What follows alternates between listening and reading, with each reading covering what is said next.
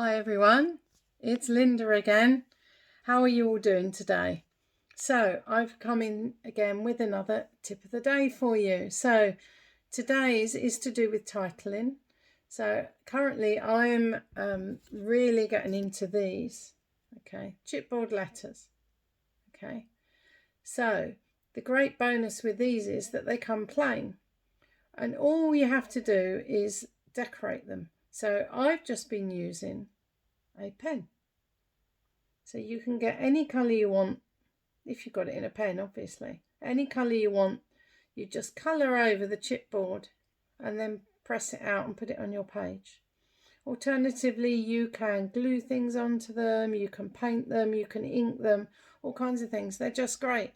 And it means you can get the exact colour you need without having to scrabble around looking through your sticky letters.